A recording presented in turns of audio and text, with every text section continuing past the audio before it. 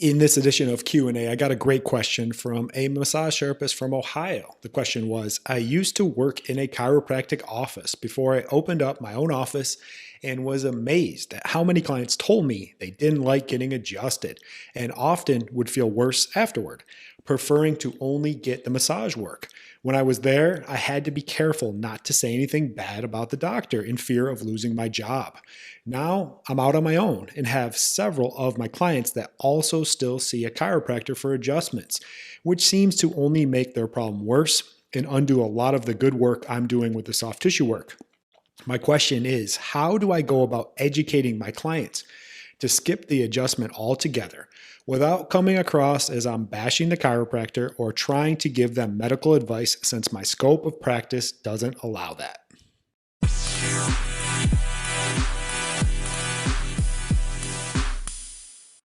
Welcome back to the Soft Tissue Treatment Revolution podcast, where we teach overworked massage therapists a better treatment system that will allow you to cut your treatment times by at least 50% so you can stay healthy, avoid that dreaded burnout, and help a hell of a lot more people get out of pain. If you're new to the show and you don't know who I am, my name is Dr. Matt Maggio. I am a soft tissue injury treatment expert specifically for neck, shoulder, elbow, and wrist pain.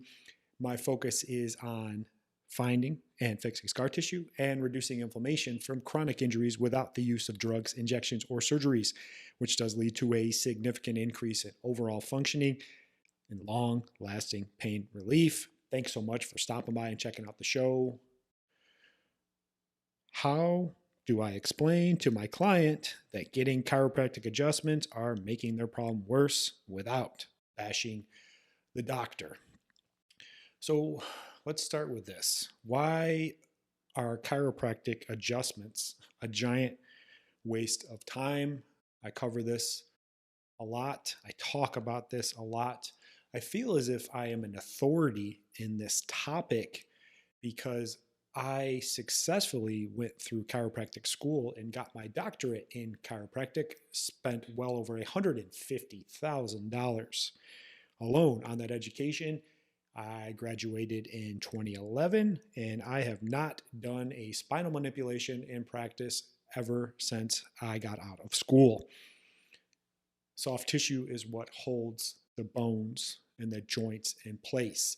The idea with chiropractic is the bone goes out of place, they put it back in place. I started asking questions during chiropractic school, and I was like, but doesn't the soft tissue and the ligaments and the fascia and the muscles hold the bone in place? Why not fix that? It's kind of like the mortar of the brick. So I was like, why not fix the mortar so we don't have to put the bone back in place?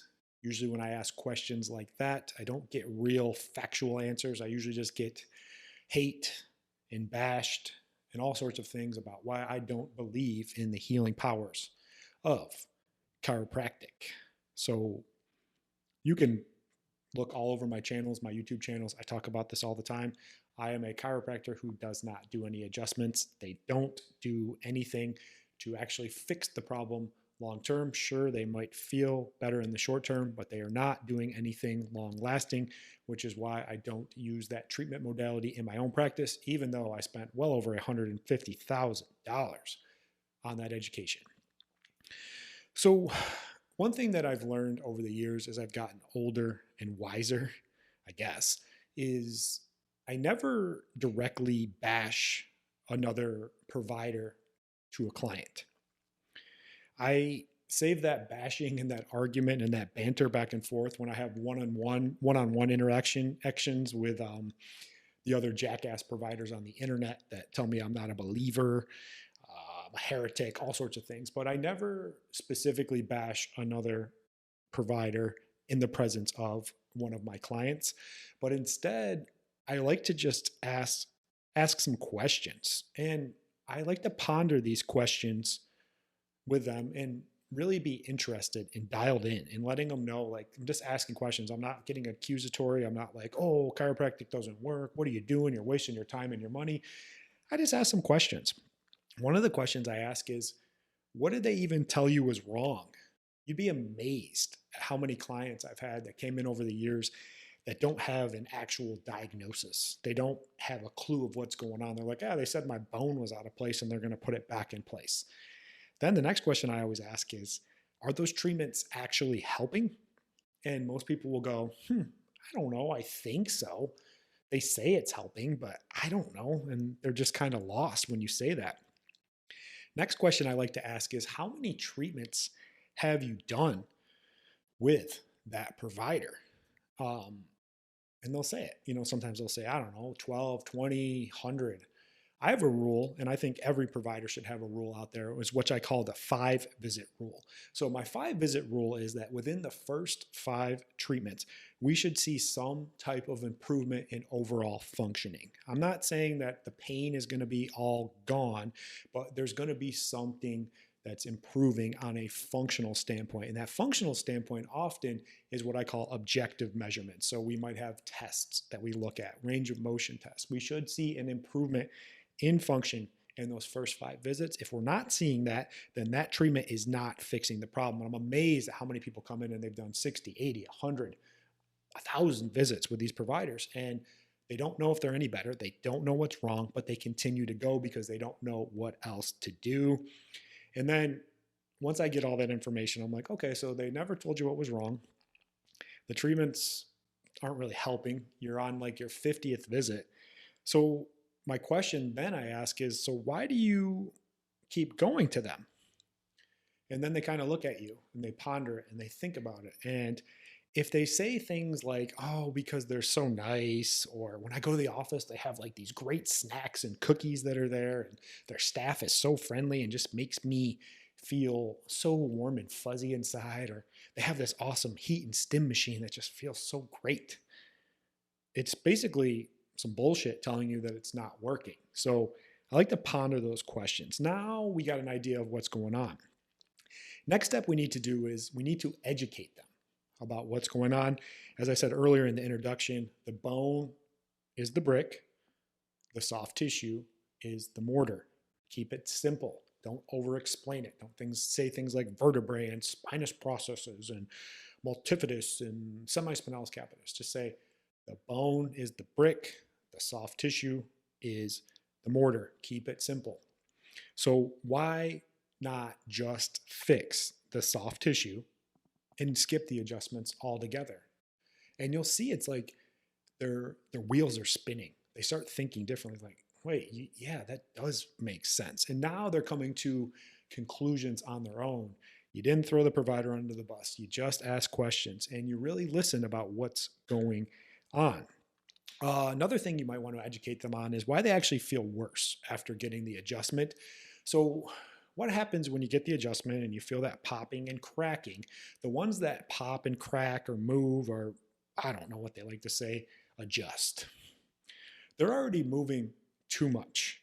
And the ones that need to move and are stuck, they're locked down with all that scar tissue and adhesion, so they get more and more irritated. So right where that level is locked up in the soft tissue, in the muscles and the ligaments and the fascia, that's where the problem is. That one isn't going to move with an adjustment. And even if you did the adjustment, it's not going to do anything. It's just going to cause the ones above and below that. So they hear the popping and cracking. They're like, ooh, that feels good.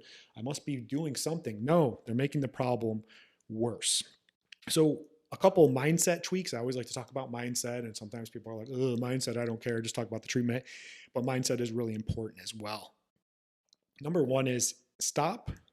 If you are, I get a lot of people that reach out to me and they're like, I've been working for this chiropractor for, 7, 8 years and it's good. And I get consistent clients, but I just kind of get shit on by them. They talk down to me. They think they know more than me just because they went to school. So stop working for that chiropractor and get out on your own. A lot of things I do in my mentorship and coaching programs is we go through and we figure out how much money you might be making in the chiropractic office. And a lot of people are only making like 30, 40 bucks for an hour long session. I'm like, if you were out on your own, you could make 80, 90, 100. So what happens is you're actually working for free for that chiropractor. And a lot of times you got to deal with all their shit and all their bullshit because they think they're smarter than you.